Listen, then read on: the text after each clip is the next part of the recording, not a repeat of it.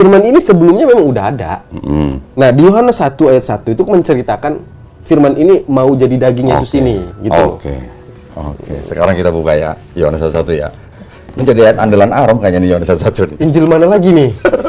Ini sama di sini. Banyak kali, Bah. Ini lihat nih. Tolong dicek sama nggak ayatnya Yohanes 1 nih. Ini apa? Roma. Yohanes. Nah ini. Tolong cek bahasa Inggris dan bahasa Indonesia sama nggak? In the beginning was the Word, and the Word was with God, and the Word was God. Sama nggak sama ini? Pada mulanya adalah firman, firman itu bersama Allah, dan firman itu adalah Allah. Terus? Sama? Iya, terus? Baca di bawah. Yang kuning-kuning apa tuh? Kenapa harus kesini-sini sih kok? Ya ini yang ngomong Bible bukan gua. Kenapa nggak pakai terjemahan aja sih? Ya dia nggak ada catatan kakinya, apa yang mau diomongin? Enggak, tapi intinya gini ya. Kok. Bukan firman itu pada mulanya nggak ada, bukan. Bukan firman itu berawal, bukan. Okay. Tapi Yohanes 1 ayat 1 ini menceritakan si firman ini akan menjadi manusia Yesus itu. Oke. Itu adalah teologinya Kristen. Ya. Tapi diakui oleh Bible ini bahwa ini ayat-ayat ini Yohanes 1 sebenarnya ayat 1 sampai 18 ya. Sampai 18 betul. Ini diambil dari filosofi Helenistik filosofi. Nggak berpengaruh tuh, nggak ngaruh lah. Nggak ngaruh. Assalamualaikum warahmatullahi wabarakatuh. Alhamdulillah kita berjumpa kembali di dalam diskusi lintas agama yang membuka cakrawala berpikir kita untuk dapat menemukan kebenaran yang sesungguhnya akan pengabdian kita kepada Sang Maha Pencipta Allah Subhanahu wa Ta'ala yang mengutus para nabi dan rasulnya.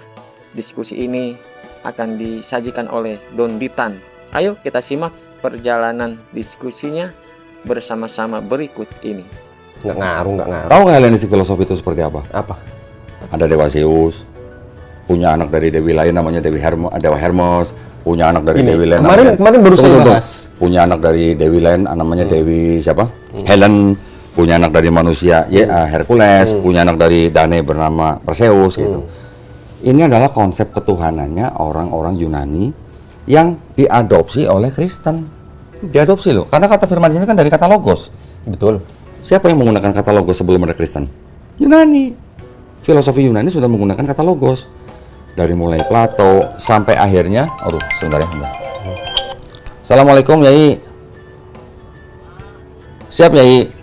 Lagi di studio nih, lagi berdiskusi dengan pendeta ini. Jadi insya Allah Yai. Maksud gua, lu pernah belajar Platonisme nggak? Platonisme? Nggak tahu. Atau New Platonism? Belum ya? Belum. Sebentar ya, aku tunjukin ya. Enggak, kok Dondi ini sekolah STT apa gimana sih? Kok apa dulunya dosen ya? Banyak banget bukunya. Oh, Kang Handi nih nelpon. Angkat aja. Halo. Apa Kang? Jangan kau yang jawab pula telepon kau Dondi, nggak benar lu. Lah disuruh ke Dondi kok, angkat aja dia lagi cari buku kok. Kenapa ya, Han? Kenapa Han? Kok tampol congornya itu satu? Tampol congornya ya kok ya. Kok? Kenapa? Kang Handi marah. Kenapa? Udah terusin kok. Terusin. Siap. Ya. Assalamualaikum. Ini ada pengakuan dari Bapak Gereja. Namanya Santo Agustin. Ya. Bapak gereja. Abad berapa? Boleh abad berapa ini? Ada di sini nggak kok? Ada. Nih, Di mana ngeliatnya? tunjukin. Di belakang nggak? Bukan. Oh, kalau Santo Agustinnya lu boleh cek di Google. Kalau nggak salah dia abad keempat. Dia menulis buku ini, judulnya Confession. Dia nulis begini. Ya. Ini khusus bahas Yohanes 1:1 nih. Dari bahasa Latin, Yunani maksudnya. Ya, dari buku-buku siapa? Platonis. Platonis Berarti- itu artinya siapa? Pengikut Plato. Berarti maksudnya gini. Maksud Kodondi mau menyimpulkan bahwa Injil Yohanes itu mengadopsi Helenistik filosofi atau filosofi Helenisme. berarti bukan perkataan Yohanes sendiri maksudnya. Maksudnya perkataan penulis Yohanes yang mengadopsi pemikiran Helenisme itu. Tapi tetap Yohanes kan? Dianggapnya tradisinya Kristen dianggapnya yang menulis adalah Yohanes. Bukannya Yohanes. Yohanes yang mana? Sekarang menurut Arom, Injil atau Gospel Yohanes yang nulis Bukan. Yohanes siapa? Dari Yohanes, tapi yang nulis bukan Yohanes. Nah gini, kalau mau bicara begitu, gue lebih enak lagi. Sarjana Kristen sendiri sekarang, bahkan kalangan Katolik, USCCB, sudah menyatakan bahwa menurut tradisi Kristen, yang menulis Yohanes adalah Yohanes anak Zebedeus. Tetapi, bukti-bukti yang ada tidak mendukung. Jadi Bukti-bukti sebenarnya yang ada tidak mendukung. ya. Jadi sebenarnya yang menulis Matius, Markus, Lukas, Yohanes ini sebenarnya bukan orang yang bernama Matius, Markus, Lukas, Yohanes. Tapi nama-nama ini diatribusikan oleh Bapak Gereja di abad kedua. Siapa yang mengatribusikan? Santo Papias tahun 130 Masehi. Santo Irenaeus tahun 180 Masehi. Santo Papias baru menyebut Matius, Markus. Santo Irenaeus sudah menyebut Matius, Markus, Lukas, Yohanes. Gitu. Saya kembali ke pembelajaran ini. Padahal saya udah fokus untuk ini loh. Ini gue belum ngomongin sadur menyadurnya lah, Rom. Kalau gue udah ngomong sadur menyadur jangan kaget ya. Ini juga masih bikin gue kaget nih sampai sekarang. Tahu nggak kalau penulis Matius dan penulis Lukas ini menyadur Markus? Maksudnya? Jadi yang ditulis pertama kali itu Markus. Kira-kira tahun 65 sampai tahun 70 Masehi sebelum Bait Suci kedua dihancurkan oleh Jenderal Titus. 10 tahun kemudian baru penulis Matius dan penulis Lukas menyadur Markus. 90% yang di Matius berasal dari Markus, 50% dari di Lukas berasal dari Markus. Ini kata siapa? Kata orang Kristen, bukan kata gua. Mau lihat bukunya? Ada. udah sakit kepala saya dulu kok. Baru sampai situ udah sakit kepala, gimana sih, Rom? Matius dan Lukas juga punya sumber sendiri, tapi mereka menggabungkan sumber mereka dengan sumber Markus.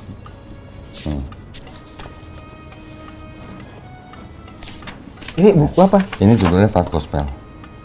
Yang nulis ini sarjana-sarjana Perjanjian Baru semua. Yang nulis Robert W. Funk sama Roy W. Hoover and the Jesus Seminar. Jesus Seminar siapa? Sekian banyak orang nih. Hampir 80 orang. Nih, yang nulis. Nih. Lu lihat title-nya apa aja tuh semua tuh. DD, BD, PhD, semua divinity semua. Ya.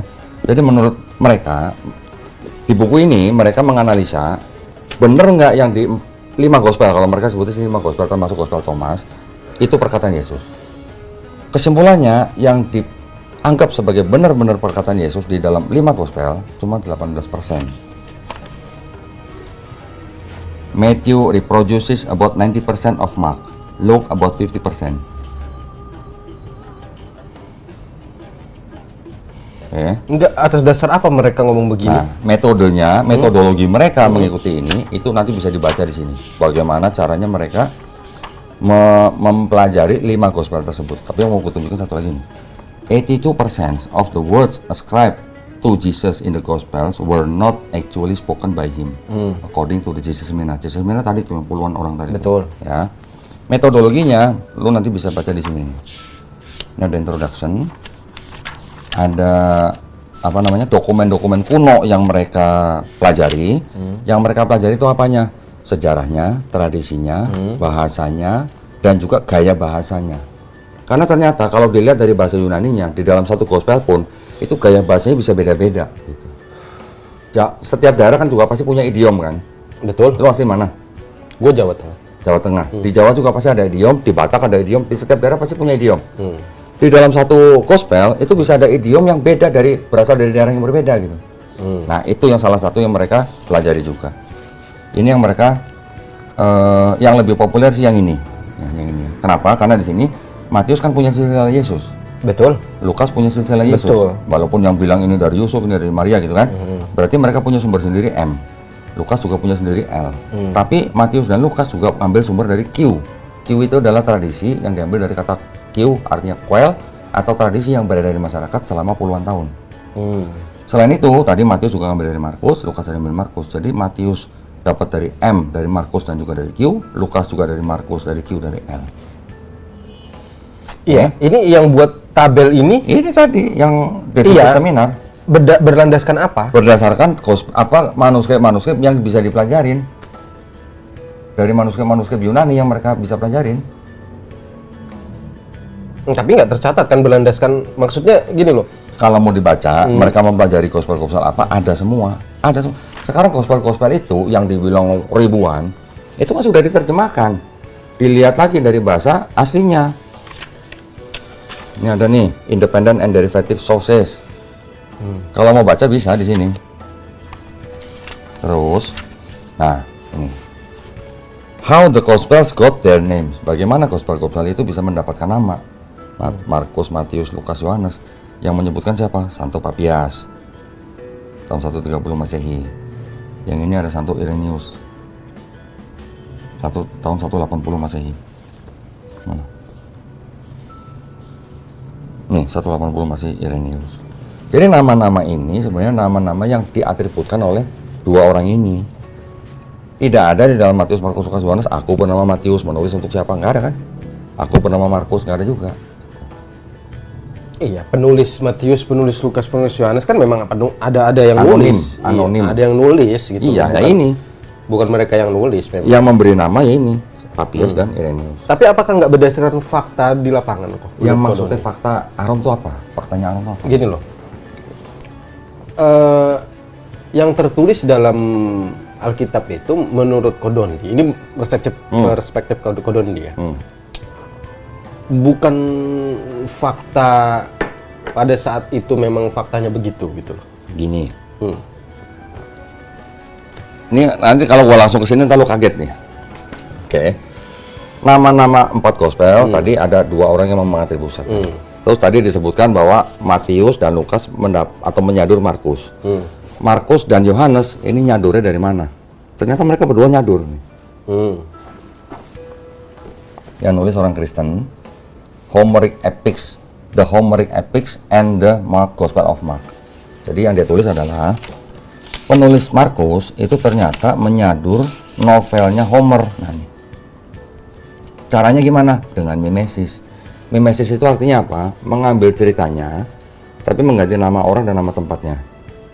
Yang diambil novelnya penulis namanya Homer. Homer itu hidupnya abad 8 sampai abad 7 sebelum Masehi, menulis tentang Raja Odyssey.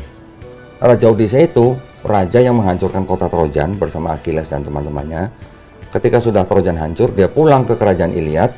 Kisah pulangnya ini yang disadur. Jadi tidak semua yang disadur, tapi kisah pulangnya aja. Gitu. Makanya ketika, ingat kan Yesus diurapi sama wanita kan? Dengan minyak yang narwastu. Ya, di sini ada. Odyssey juga diurapi oleh seorang wanita. Di kapal dengan pengikutnya dan segala macam. Kesurupan dan segala macam. Di semua ada. Ini udah kota ini. Nih kayak gini. Ini Odyssey, Markus. Ini Odyssey, Markus. Ini yang gue lipat-lipat ini gue tandain semua nih. Gue waktu baca ini juga kaget. Odyssey, Markus. Odyssey, Markus. Oke lah, jangan lari ke situ mungkin ya. Ya, yang tadi, karena lu udah tadi bertanya, jadi gue keluarin. Kalau lu nggak tanya, tadi gue keluarin. Tunggu sebentar, gue selesaiin sebentar. Ini yang Markus menyadur Homer. Homer itu penulis novel. Yang Yohanes menyadur penulis novel Euripides. Euripides hidupnya tahun 480 sampai 406 sebelum Masehi. Menulis tentang siapa? Dionysus. Siapa Dionysus? Anak dewa Zeus. Makanya di dalam Gospel Yohanes, Maksudnya? Kok bisa anak dewa Zeus? ya itu tadi dari Helenisme Yunani. Helenisme Yunani kan ada dewa-dewa. Dewa Zeus punya anak Dionysus. Oh, Kodoni mau bilang Yohanes 1 ayat 1 itu peruntukan untuk mula-mula lahirnya anak dewa Zeus.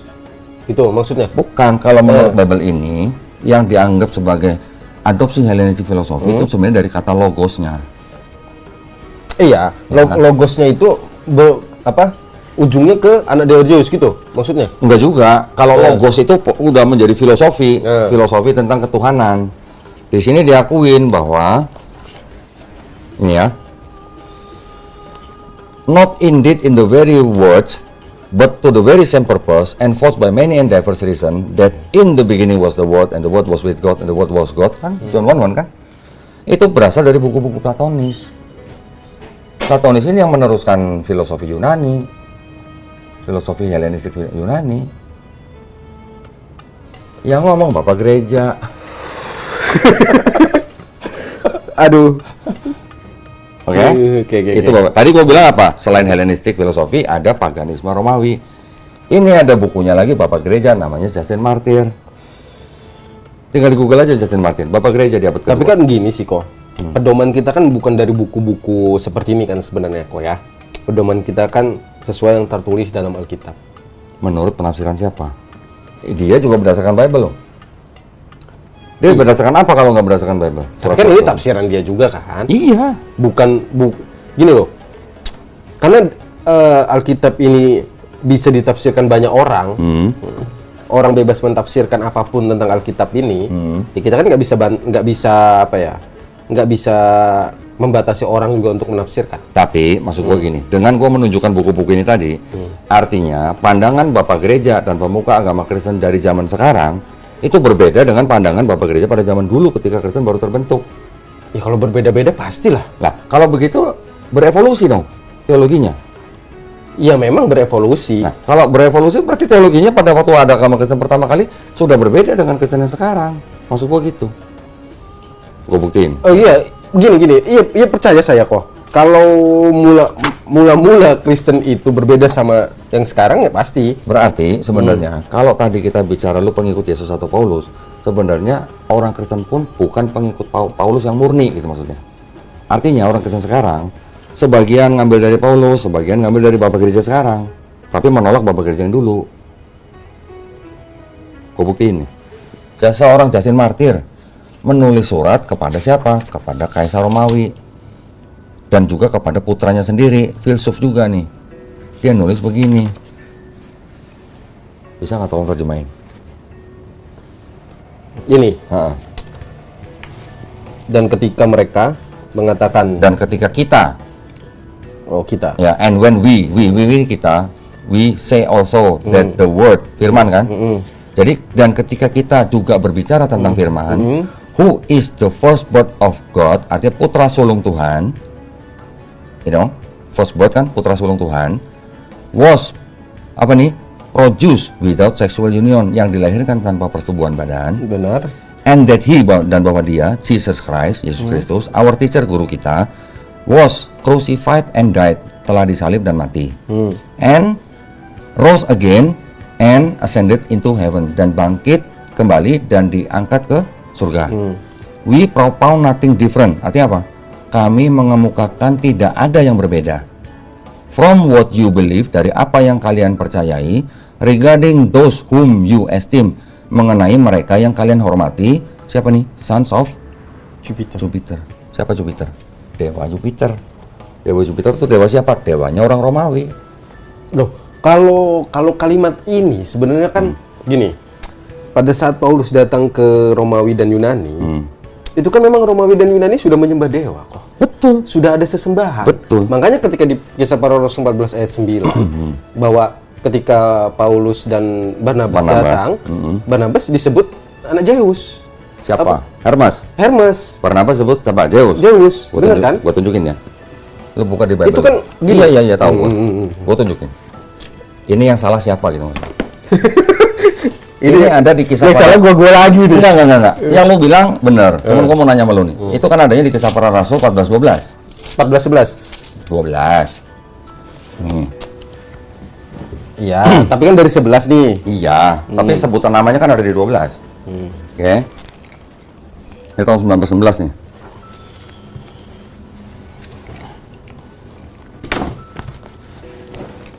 nih. Kakek kita aja belum lahir. Ini kok 1916. Coba lu perhatiin, di sini Paulus siapa? Barnabas siapa disebutnya? ya. Bandingin sama ini. Mana sih ini ya?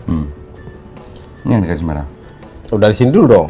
Nggak usah langsung merah aja, kan namanya ada di sini. Maka akan Barnabas Disebut Jupiter. di sini siapa? Barnabas. Zeus. Kok beda? Jupiter ini siapa sih kok? Dewa di di Romawi, Zeus dewa di Yunani. Ini dua dewa yang berbeda nih. Iya, ini kan pada saat mereka datang memang mereka punya perspektif seperti itu kan? Iya, ya ini kan Bible, ini juga Bible. Yang di sini Barnabas disebut Jupiter, yang di sini Barnabas disebut Zeus. Padahal itu dua dewa yang berbeda. Puyang-puyang loh. Gua mau nanya, yang salah yang mana gitu maksud gua. Kayaknya salah tempat diskusi sih. Makanya gua nggak mau debat TikTok karena begitu, karena gua nggak bisa nunjukin begini-begini. Ya kan? Ini berapa tadi? 19? 16, 1916. 1974. Ini masih Katolik punya ya? Protestan. Ini? Iya. Bukan Katolik. Ini Protestan punya. Iya, ini yang Katolik. Yang itu tahun berapa? Ini Katolik, ini sih baru nih 2009. Ini Protestan punya 1916. 16. Yang terjemahin namanya Klinker. Apakah ini sama surat-suratnya? Sama, boleh dicek. Sama. Coba. Ini kan ayatnya tadi kan begitu bunyi kan? Cuman beda kata-katanya kan? Coba sekarang lo buka Ulangan 14 ayat 8.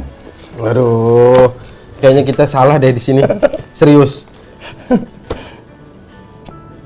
Ulangan 14. 18. Ulangan berapa? 14 ayat 18. 14 18. Apa itu? 18 ayat 18. Ini kan? Ini loh, 14 ayat 18 tadi gitu. Gua kira di stabilo. Kalau ini kan di stabilo. Nah, itu. Coba bacain. Burung ranggung dan bangong menurut jenisnya, meragai dan kelelawar, Coba baca ini. dan laklak. Nah, ini kemarin yang nggak saya mau baca sama Blender. Jadi Blender bawain ini.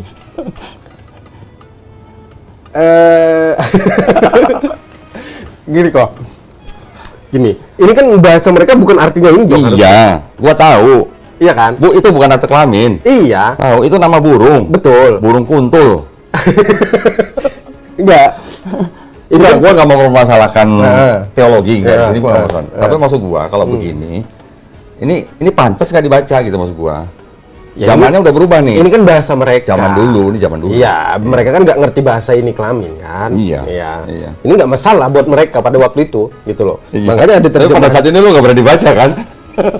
Iya, karena ini kan kalau kita baca di Indonesia ini Iya. kan artinya beda. Iya, makanya. Ini kan arti untuk orang waktu itu Zaman kan. dulu, iya, betul. Nah, untuk yang Sekarang lu berani nggak baca di mimbar? ya nggak bisa, Nggak berani. nggak bisa lah itu dibaca, ngapain? Ya, Karena kita nggak ngerti ini. Karena iya, kita nggak ngerti. ini hanya contoh. Tapi buktinya apa? Di sini Barnabas Jupiter, di sini Barnabas apa tadi? Zeus. Kok bisa beda begitu? Maksudnya gimana? Apakah itu firman Tuhan yang terlestarikan? Gitu pertanyaannya. Nggak bisa juga bilang begitu ya, Ya, bisa mana? karena firman Tuhan itu kan harus terjaga. Nah, kalau terjaga kan yang benar Jupiter apa Zeus gitu maksudnya? Karena bahasa tadi itu kok, bahasa itu kan Nggak bisa. Kalau yang tadi burung kuntul, lu bilang bahasa, gue setuju. Tapi kalau Jupiter dan Zeus itu nama dua dewa yang berbeda. gini, pemahaman orang Indonesia sama pemahaman orang zaman dulu kan beda kok. Loh, Nggak bisa disamakan Berarti dong. orang yang salah zaman dulu apa sekarang? Diterjemahkan ke dalam bahasa Indonesia agar mudah dipahami oleh orang Iya, Indonesia. tapi yang benar Barnabas sebagai Zeus atau Barnabas sebagai Jupiter? Karena Jupiter dan Zeus itu dua dewa yang berbeda di dua negara. Ya intinya kan sama-sama dewanya. Ya, terus yang salah yang mana? Nggak ada yang salah. Jadi yang Barnabas sebut Ini untuk Jupiter mereka. juga benar. Ini untuk mereka kan. Nah ini untuk Indonesia. Ini mereka siapa? Ini Indonesia ini. Ini Indonesia. Ini bahasa lama kok. Iya, bahasa Melayu. Iya, bahasa untuk lama. orang Indonesia. Tapi ini bahasa lama kan. Iya, pada kita kan zaman pakai dulu. bahasa yang terbaru di bahasa Indonesia. Oke. Kalau bilang bahasa lama, bahasa baru, Jupiter dan Zeus itu bukan masalah bahasa lama atau baru, tapi itu dua nama dewa yang berbeda. Di Yunaninya. Ya, sekarang aku tunjukin lagi. Sekarang ini. Banyak kali dah. Yang lu pegang kan itu TB1 kan? Ah. Ya kan? Buka. Ini apa lagi nih? TB2 sama-sama LHI. Ya, oke. TB2. Oke. Oke. Buka Yohanes 4:19. Mana sekarang? Ah. Kok lari-lari? Bisa kemana-mana ini, Oke. tenang aja. Aku cuma mau nunjukin aja. Yohanes 4:19.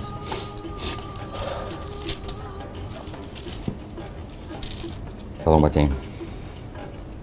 Kata perempuan itu kepadanya, Tuhan, nyata sekarang kepadaku bahwa engkau seorang nabi. Perempuan ngomong ke Yesus ya. Hmm. Tolong bacain ini.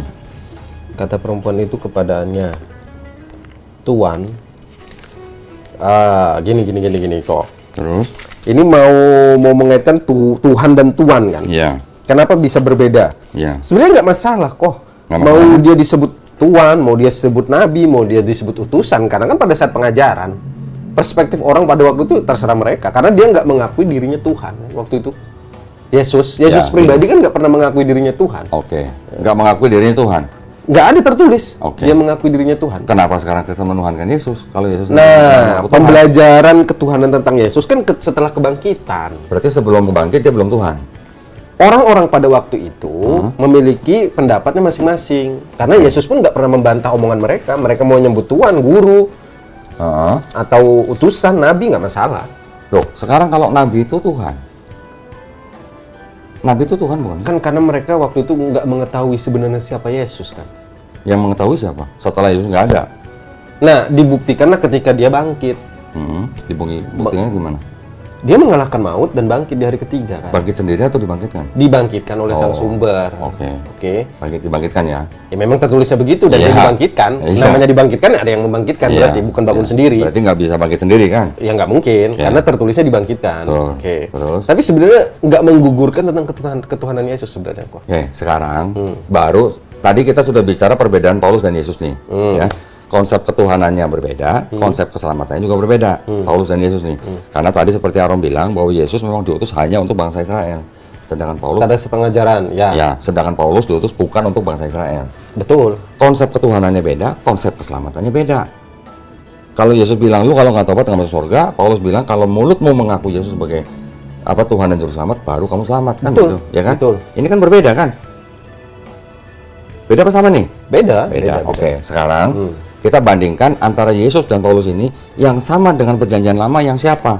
Yang Yesus atau yang Paulus? Oke. Ya. Otomatis kalau sama perjanjian lama ya Yesus lah. Nah, Karena kan hukum Taurat yang dibawa. iya. Jadi, sekarang maksud gue gini. Ketika Kristen mengatakan dia pengikut Yesus, berarti kan kurang tepat. Yang tepat adalah pengikut Paulus dan gereja. Setuju? Enggak. Enggak? Enggaknya? Karena Kristen itu adalah pengikut Yesus Kristus. Yang diikutin apanya? Ajarannya. Harusnya kan kalau Kristen mengaku pengikut Yesus, harusnya kan Kristen hidup di bawah hukum Taurat. Betul nggak? Karena Tuhan Yesus tahu manusia tidak ada yang mampu menjalankan hukum Taurat. Yang tahu Tuhan Yesus atau Paulus? Tuhan Yesus. Di mana ayatnya? Oh ya nggak bunyi begitu. Paulus yang ngomong. Karena Paulus mendapat penglihatan dengan datangnya Tuhan Yesus, makanya diajarkan Gini, itu. posisi saya begini. Posisi saya dalam memandang Kristen begini, Rom. Jadi kalau Kristen punya tradisi dalam hal menganggap Yesus sebagai Tuhan, itu haknya Kristen. Oke. Tetapi dengan tadi ayat-ayat yang saya tunjukin, ada perbedaan ajaran Paulus dan ajaran Yesus, berarti tidak bisa disebut Kristen sebagai pengikut Yesus, tapi pengikut Paulus. Ajarannya ketuhanan dan keselamatannya. Itu maksudnya. Oh ya, pengajaran Oke, Paulus. setuju ya, setuju ya. Tapi berdasarkan pertemuan dia dengan Yesus ya. Iya, kalau pengakuan Paulus melihat Yesus mendapat wahyu, monggo. Jangan Itu pengakuan dong. Ya, bisa apa kalau bukan pengikutnya juga tahu dia bertemu dengan enggak. Paulus. Maksud gua pengakuan Paulus itu ya artinya tuh ya bisa dihargain, bisa dihormatin gitu. Bukan kita mau melecehkan, enggak. Kita Nabi Muhammad SAW juga mengaku Ya, bertemu betul, dengan malaikat pengakuan. Jibril. Ya. Itu pengakuan nggak masalah. Paulus mengaku melihat cahaya, mendengar suara. Saul mengapa engkau Betul, mengenai aku? betul. Itu kan pengakuan. Betul. Itu nggak masalah maksud gua. Artinya kalaupun Paulus mengaku mendapat wahyu dari Yesus, itu hak dia. Kita hormatin. Ya. Tapi yang harus kita lihat kan ajarannya sama nggak dengan Yesus gitu maksudnya. Beda. Kalau beda, berarti kan pengikut Yesus atau pengikut Paulus gitu. Pengikut Paulus karena Paulus diberikan penglihatan oleh Yesus. Iya, berarti kan pengikut Paulus, bukan pengikut Yesus. Ajaran Paulus tapi diilhami oleh Roh Kudus. Kalau diilhami oleh Roh Kudus yang notabene dianggap Yesus, kenapa bisa berbeda dengan ajaran Yesus? Karena sudah ada konsep keselamatan itu loh, kok. Maksud gue gini, kalau berbeda, berarti Yesusnya nih ketika dia masih di bumi, dia lupa ngajarin atau dia pelin-pelan dengan Paulus? Enggak. Nah, enggaknya gimana? Karena misi dia pada saat di dunia itu, penggenapan itu dia contohkan untuk orang-orang yang hidup di bawah hukum Taurat kok. Oke. Dia mencontohkan gini loh cara hidup mengikuti hukum Taurat. Nah, ketika dia melihat hukum Taurat itu sudah nggak bisa lagi dipakai, Kata siapa? Nggak bisa dipakai. lah dibenarkan itu oleh Paulus. Iya kan kata Paulus. Sedangkan kata Yesus, selama langit dan bumi belum lenyap, satu iota pun dari hukum Taurat tidak akan dihilangkan. Ya kan nggak mungkin mata ganti mata. Loh. Potong tangan. Ya kan nggak mungkin berlaku kok selamanya hukum-hukum itu. Sekarang ketika Yesus datang tidak membatalkan Taurat, dia membawa Injil, ada yang dirubah nggak Tauratnya? Taurat Ada nggak yang dirubah dari hukum Taurat? Walaupun tidak dibatalkan. ketika Yesus datang. Ya, ketika Yesus hidup, mengajari murid-muridnya, dia bilang dia tidak membatalkan hukum Taurat. Oh, nggak ada yang Tetapi dirubah. dari hukum Taurat ada yang dirubah nggak? Enggak. Ada. Ada. Dia, dia gini. Yang kasih lamusumu, Betul? ya kan? Dirubah nggak dari Taurat? Bukan dirubah. Dia apa? Tapi Ada berarti yang ditambahkan, digenapi. Ya. Digenapi. ada tetap tidak batal kan? Ah. Nah, tetapi kan ada yang dirubah. Yang tadinya di Musa boleh Kalimatnya jangan cerai, dirubah kok. Digenapi. digenapi dengan dirubah. Karena kan dia datang untuk penggenapan. Kalau penggenapan yang dimaksud oleh Arom itu penggenapan nubuat atau penggenapan hukum Taurat dengan cara melaksanakan hukum Taurat? Cara melaksanakan hukum Taurat dan perintah-perintah Tuhan itu digenapi. Kemudian menggenapi juga nubuatan dari sebelumnya. Nah, di situ kalau menggenapi nubuat itu nggak masuk konteksnya. Yang dihukum ini. Ya, yang Matius 5:17-18 itu nggak masuk konteks menggenapi nubuat. Betul, Tapi kalau betul. menggenapi menjalankan perintah, menjalankan hukum Betul. Taurat itu oke masuk. Oke, Nah, masuk. tetapi maksud saya, yang di hukum Musa dulunya kalau bercerai tinggal kasih surat cerai, yang di Yesus kan dirubah. Ada yang dirubah. Iya, yang dipersatukan Tuhan Nah. tidak boleh dipisahkan dari manusia. Betul kan? Iya. Nah, tapi karena ketegaran hatimu, gitu kan? Makanya barang siapa mencarikan istrinya bukan karena zina, Betul. betul kan? Betul. Berarti kan ada yang berubah nih dari hukum Musa nih. Walaupun tidak dibatalkan yang ini.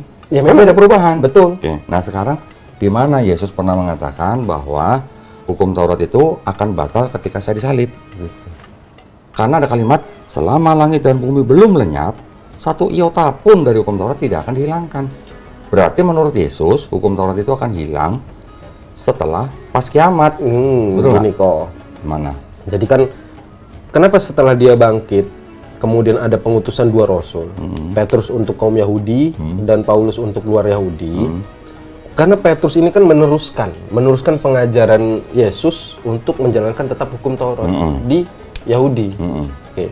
Rasul Paulus pergi ke bangsa lain untuk mengajarkan sama sebenarnya pengajarannya, berbeda pengajarannya, tapi dia mengajarkan bagaimana keselamatan itu sudah didapatkan oleh manusia di luar dari bangsa Yahudi. Karena kan sebelumnya keselamatan hanya dari bangsa Yahudi. Nah, keselamatan inilah yang dia bawa keluar, gitu loh kok. Nah, saya juga setuju bahwa kenapa sih nggak mau dipaksa orang-orang Romawi dan Yunani itu menyembah Yesus Kristus, bukan berlandaskan tradisi atau dewa-dewa mereka. Kekaisaran Romawi kan hanya mau tunduk dengan Paulus kalau tradisi mereka tidak dihilangkan. Begitu kan, kok? Betul. Nah, Betul. itu kan kunci pertamanya agar Paulus bisa diterima dulu di bangsa Romawi dan Yunani untuk mengajarkan surat-surat itu. Makanya dia sendiri yang bilang bahwa kalian tidak mengetahui apa yang kalian sembah. Oke. Bahwa yang kalian sembah itu ini loh, Kristus gitu loh. Yang sebelumnya ada di Yahudi itu mati dan bangkit. Nah, barulah mereka mau kan. Gitu. Asal masih boleh makan. Asal tradisinya nggak dihilangkan. Iya, asal masih boleh makan Babi. babi. Nah, Yesus sendiri kalau dia hidup di bawah hukum Taurat, berarti kan nggak mungkin makan babi. Berarti ini kan ada pergeseran nilai teologis. Tapi kan kata Yesus gini kok, Gimana? bukan yang masuk ke dalam mulut itu yang Markus 7. ya. Kita bandingin. Bukan. Udah stop dulu. Nanti dulu kok. Nanti dulu. Gua buka nih ada ngomongin babi apa enggak tuh Yesus di situ? Gitu. Aduh. Nah, itu Kristen banyak ngambil ayat itu untuk membuktikan bahwa babi boleh dimakan kan? Ini. Kalau kita baca dari ayat ini, ngomongin makan babi nggak? Jujur aja gitu. Zaman nggak tahu ya. Ini memang untuk cuci tangan. Iya, itu berarti lu jujur. Nggak ngomongin babi, ya kan? Gini.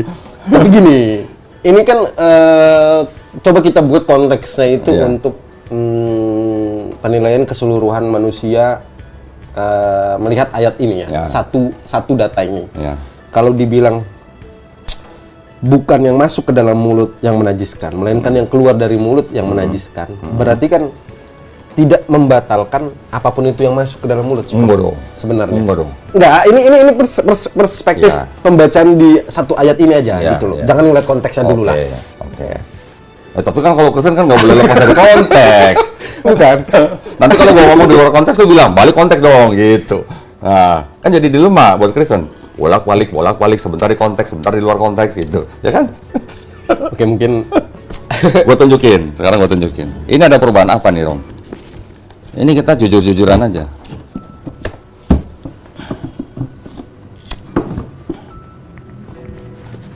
Tolong bandingin ayat yang sama, Markus 7 ayat 19. Di sini Markus 7 ayat 19.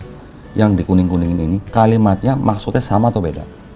karena itu bukannya masuk ke dalam hati, melainkan ke dalam perut, lalu keluar dalam diam ke dalam jamban. Dengan demikian memberisikan segala makanan itu. Nah, Yang ini baca dulu, baca. Baru bandingin. karena bukan masuk ke dalam hati tetapi ke dalam perutnya, lalu dibuang di jamban. Dengan demikian ia menyatakan semua makanan halal. Sama aja sebenarnya kok. Sama Samanya gimana? sama gini ya. Jadi yang dimaksud yang di sini ini yang berapa lagi Tahun sih? 58, LAI juga. Gue banyak tahu Alkitab banyak ini jadi Alkitab gue lebih banyak dari pendeta malah sebenarnya. karena itu bukannya masuk ke dalam hati, Oke, melainkan yang itu ke dalam sama, perut. yang itu sama. Tapi kalimat yang kedua. Lalu keluar ke dalam jamban. Dengan demikianlah membersihkan segala makanan itu. Tanda tanya bukan? Tanda tanya. Tanda tanya. Sini ada tanda tanya nggak? Nah ini kan ini sebenarnya penegasan kok. Oke. Kalau yang di sini penegasan. Dengan demikian ia menyatakan semua makanan halal. Nah, pertanyaan. Nah, pertanyaan. Buat orang Yahudi atau buat orang Israel, babi itu makanan bukan? Babi makanan. Dari Hong Kong, Imamat 11 ayat 7 bilang apa? Betul. Gini loh. Karena mereka menjalankan hukum dan ketetapan perintah Tuhan di Taurat, Iya. mereka nggak mau makan itu. Iya, berarti babi makanan bukan buat mereka. Kalau udah jelas Imamat 11 ayat 7 babi itu haram. Ya diharamkan, tapi memang nggak diboleh makan. Emang mereka Kalau nggak diharamkan berarti makanan bukan? makan. Tapi kan konteks ini memang lagi nggak makan babi kok. Iya, ini konteksnya cuci tangan ini. Kenapa lu tadi pakai ayat ini? Bukan. Berdasarkan ayat ini, semua makanan halal. Berarti kan di luar nggak tahu. Semua mereka- makanan. Berarti kalau buat orang Yahudi, babi makanan bukan? Ya, makanan. Lah kalau diharamkan masa makanan? Gini, kalau orang Yahudi kan memang harus ikut tunduk hukum Taurat. Pak. Iya. Ini kan untuk di luar Yahudi. Enggak, ini untuk orang Yahudi. Ini kan Yesus lagi makan sama murid-muridnya nggak cuci tangan, ditegur sama ahli Taurat dan Farisi. Kenapa anak buah lu nggak ngikutin adat istiadat Yahudi? Gitu kan? Yang sebetulnya memang begitu. Konteksnya begitu kan? Kenapa lu bawa ke babi? Karena kan kalau bertanya di mana sih Yesus menghalalkan makanan? Nggak ada. Yang ini Nggak ada. Ini bukan halalin babi. bukan. Sedangkan dua kalimat ini aja beda nih. Yang satu nanya, yang satu konfirmasi. Ini penegasan kok. Iya. Kenapa di sini tanda tanya, di sini tanda tanya hilang? Tahun berapa ini tadi? LAI. Nih, Lembaga Kitab Indonesia 58.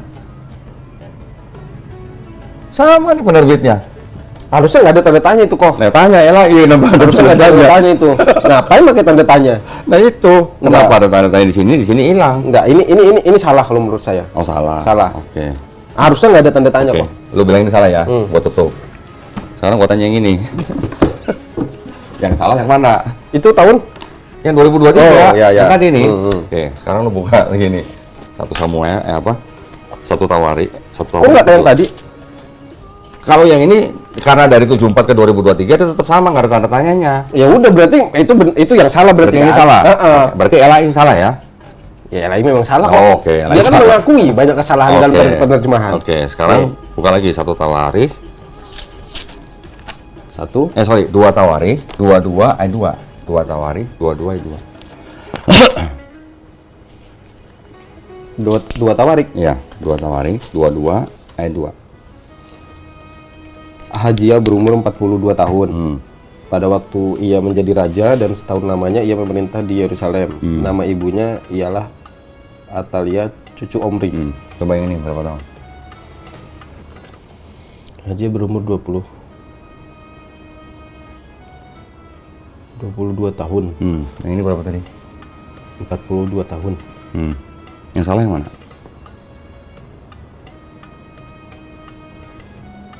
Ini tahun berapa tadi? 74. Ini 74. Ini 2023. Tadi lu bilang yang salah itu. Yang ini benar. Sekarang kalau begini yang salah yang mana?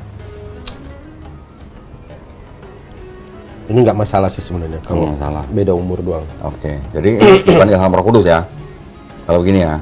Kan tadi lu bilang yang tertulis di Alkitab ilham Roh Kan Kudus. sebenarnya kesalahan penerjemahan kan memang diakui LI kan.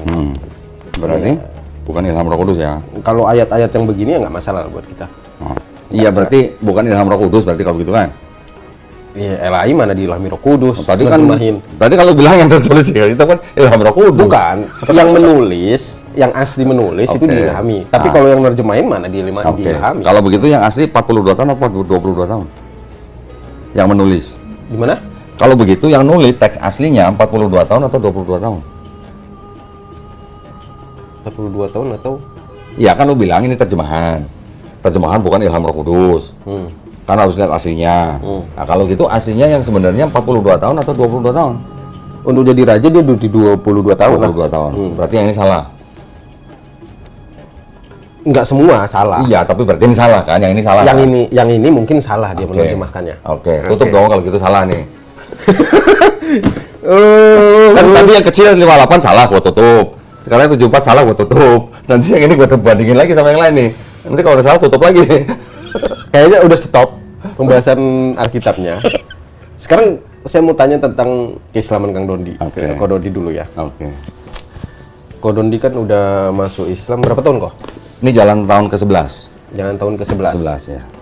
Jalan tahun ke-11. Apa bedanya kok? Dengan Kristen. Setelah masuk. Oh, setelah masuk bedanya apa ketika masih Kristen ya? Yang jelas ketika di Islam saya merasa jauh lebih tenang. Saya merasa jauh lebih damai. Kalau mau ngomong kasarnya, saya dulu waktu masih di Kristen masih bisa yang namanya pukul istri. Ya nggak boleh, memang nggak boleh. Tapi karena saya sebagai Kristen waktu itu mau dibilang taat nggak taat, saya juga bayar perpuluhan tiap bulan, nggak pernah telat. Taat ke gereja tiap minggu, bahkan saya tumbuh besar di gereja. Tetapi ketika di Kristen saya merasanya begini, saya merasanya apa yang saya dapat itu adalah hasil usaha jerih payah saya. Itu adalah gagah perkasa saya. Gitu. Oke. Pada saat di Kristen. Pada saat di Kristen. Ketika masuk di Islam, ini konsep ketuhanannya udah jelas beda ya. Kalau di Kristen kan kita mempercayai Trinitas. Betul. Bahkan ketika kita berdoa aja kan kadang-kadang harus dalam nama Yesus. Gitu kan. Betul. 3 dalam 1 kan? Ketika di Islam itu tidak ada keraguan, tidak ada kebingungan. Kan nggak kelihatan. Iya. Justru karena nggak ngelihat itu makanya nggak bingung. Kalau bisa ngelihat malah itu harus dipertanyakan. Oke. Terus? Masuk ya. Terus? Jadi ketika kita malah nggak bisa ngelihat karena Allah itu adalah maha besar, saking besarnya, ya sudah kita malah nggak bisa ngelihat. Justru di Bible sendiri kan juga konfirmasi Allah tidak dapat dilihat. Banyak ayatnya. Betul. Ayatnya banyak kan. Sendiri pun ngomong Nah, begitu bahwa itu Tuhan maksudnya. tidak bisa dilihat. Betul. Jadi ketika ada Tuhan yang bisa dilihat, apakah itu Tuhan? Tapi kan harus ada yang memperkenalkan. Apakah Nabi nggak bisa memperkenalkan? Gini, harus sang firman itu sendiri ya. Kenapa harus firman sendiri? Ketika di perjanjian lama, apakah harus Tuhan sendiri yang memperkenalkan? Turun jadi manusia gitu. Ya malaikat yang berbicara. Malaikat. Oke, nah jadi ketika di Islam, saya yakin betul bahwa Tuhan yang saya sembah itu adalah Tuhan yang Maha Esa, yang pribadinya tidak dapat dibagi-bagi. Oke, karena di dalam Quran, kan katanya udah khatam 3 kali nih. Cuman itu kok Apa? banyak kebingungan kok. Kebingungannya gini kok. Kenapa sulit mengartikan kalau ayatnya mungkin hafal ya, bisa dihafal ya. Terjemahannya itu agak sulit itu kok. Kenapa sulit? Nah, Kenapa sulit? Karena bahasa Indonesia miskin kosakata. bahasa Indonesia Miskin kosakata. dari asli Dibandingkan bahasa Arabnya. Oke. Bahasa Indonesia berapa kosakatanya? Paling banter 250.000 kosakata. Bahasa Lebih dong Indonesia. sekarang. Sekarang 300.000 lah. Mau berapa aja? Gua fur deh. Bener, gua fur. Berapa kosakata bahasa Indonesia sekarang? 300.000, 350.000, atau kita kasih fur aja 500.000. Oke? Nggak nyampe. Nggak nyampe. Bahasa Inggris berapa? Dulu yang saya tahu 650.000. Udah makin meningkat sih. Ada yang bahasa. bilang 1 juta. Oke, 1 juta.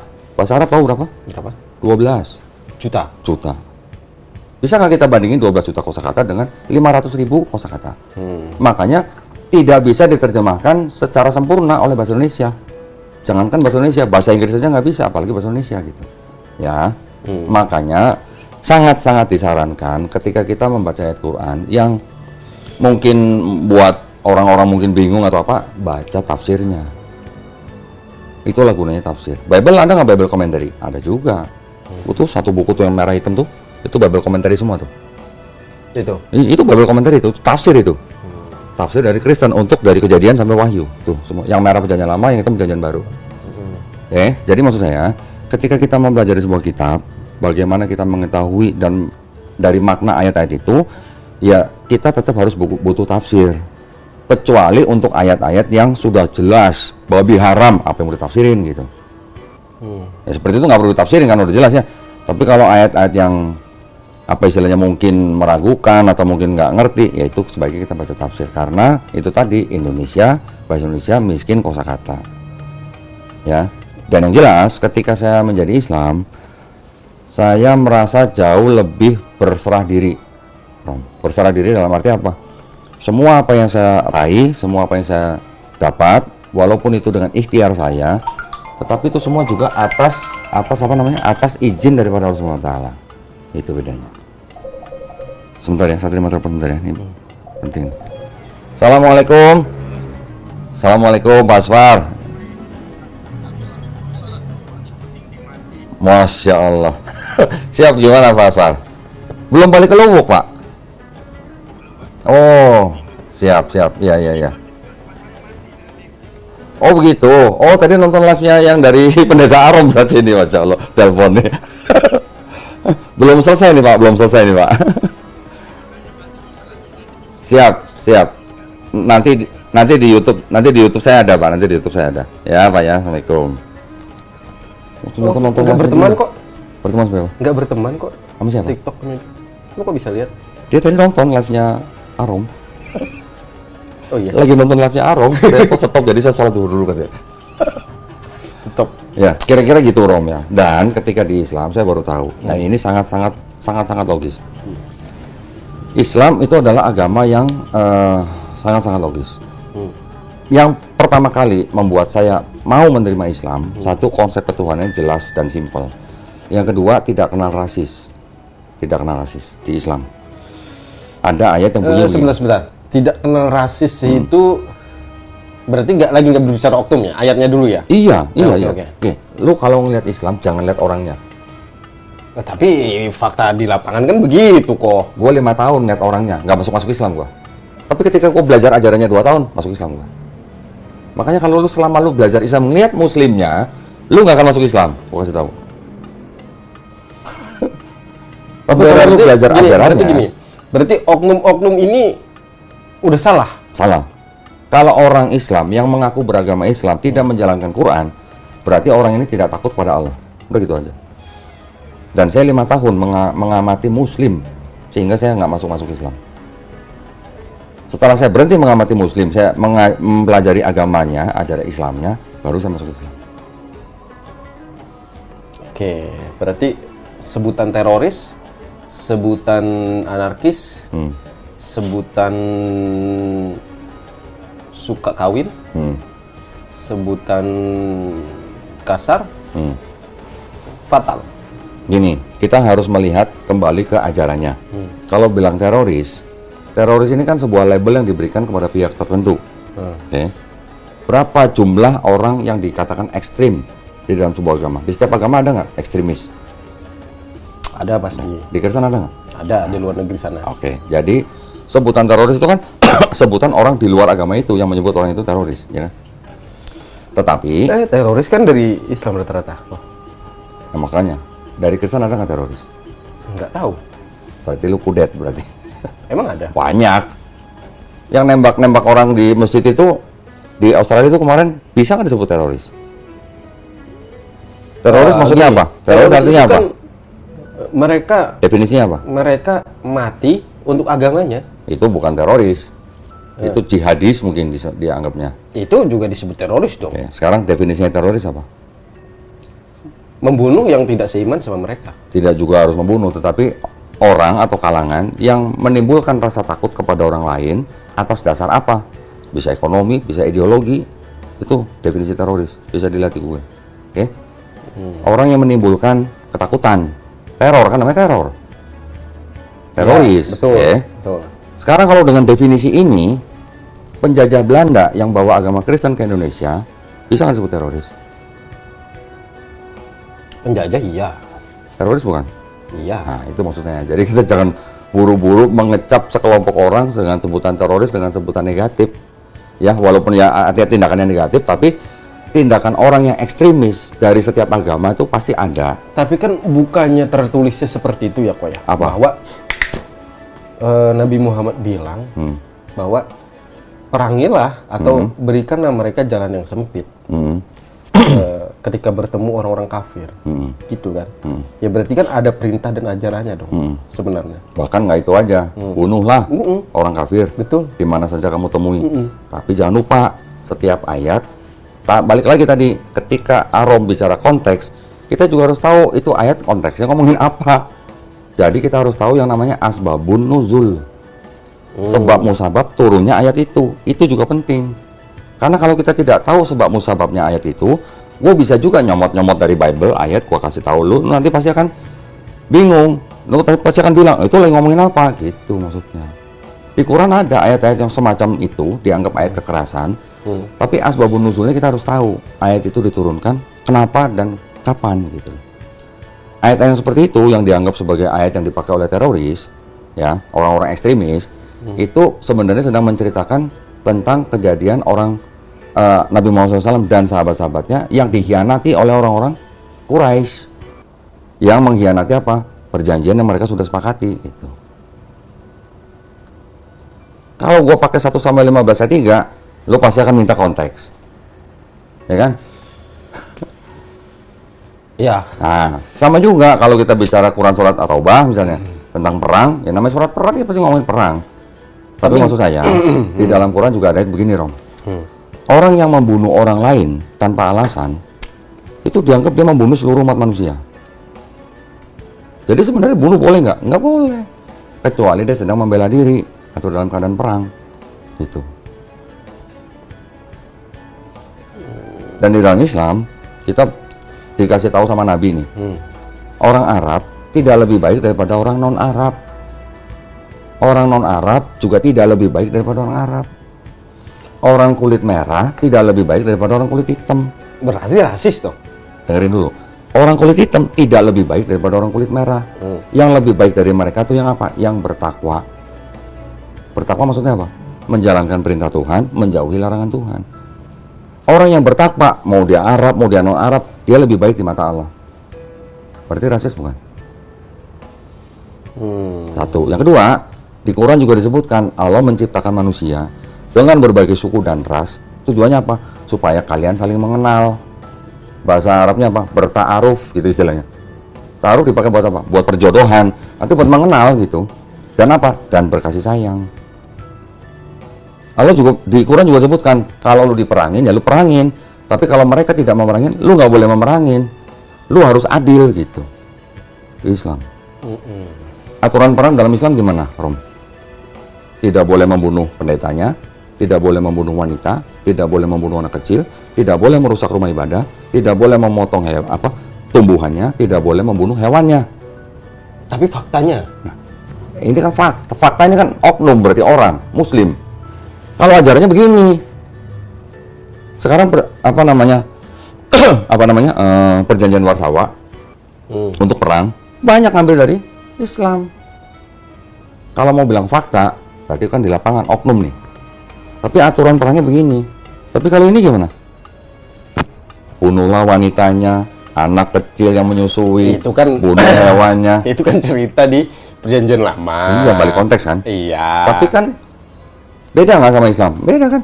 Di Islam lu bunuh pendetanya aja nggak boleh. Tapi kan setelah ada ajaran kasih itu kita mengikuti itu. Jadi nggak mengikuti dari hukum perjanjian lama. Oke, hanya sekarang- untuk cerita aja. Oke, sekarang kalau lu bilang kasih ini ya.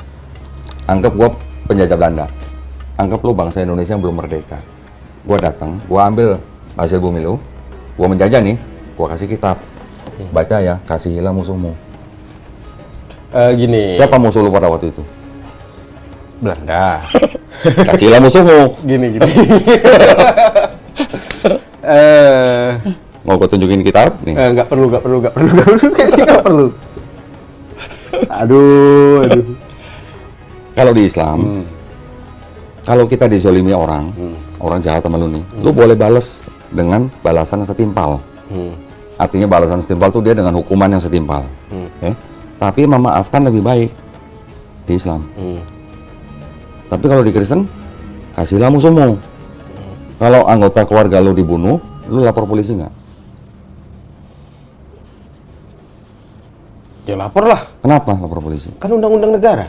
Minta keadilan kan?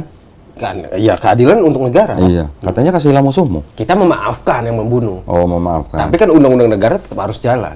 Jadi nggak mengasihi musuhmu? Nggak bisa dibenturkan undang-undang negara dengan hukum kasih Tuhan. Iya, berarti bisa diterapkan nggak hukum kasih di dalam negara? Hukum kasih dalam negara, Bisa nggak diterapkan? ya nggak bisa dong kalau itu. Kalau hukum Islam bisa. Contoh, Bedanya itu. Hukum Kenapa? kisos bisa dijalankan. hukum apa? Kisos. Apa itu? Yang potong tangan, bunuh. Nggak ada di sini. Bisa. Potong Karena Indonesia tidak menjalankan syariat Islam. Berarti nggak bisa dijalankan di sini juga dong. Bukan karena nggak bisa. Karena Indonesia disusun karena banyak suku dan ras yang memang tidak menjalankan syariat Islam. Malaysia menjalankan syariat Islam. Arab Saudi menjalankan syariat Islam. Pakistan menjalankan syariat Islam. Tapi kalau ditampar pipi kanan kasih pipi kiri, bisa nggak diterapkan di pengadilan?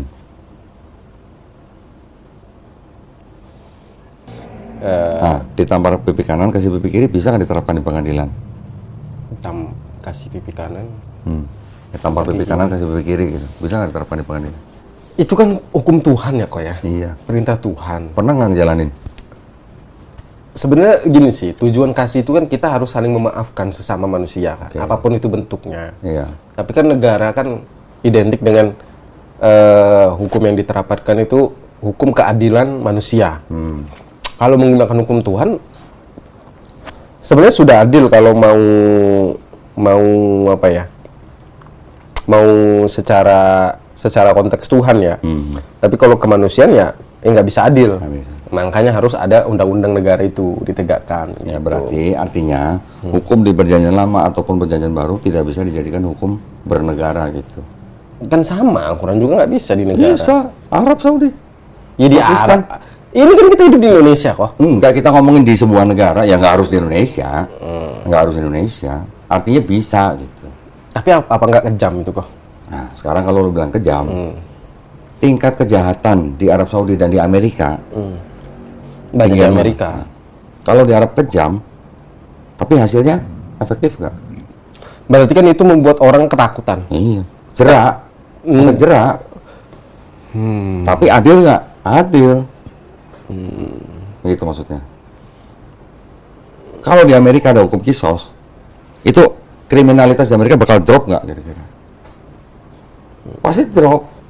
Pemerkosaan, pencurian, perampokan, pembunuhan pasti drop kalau diterapkan hukum kisos. Oke.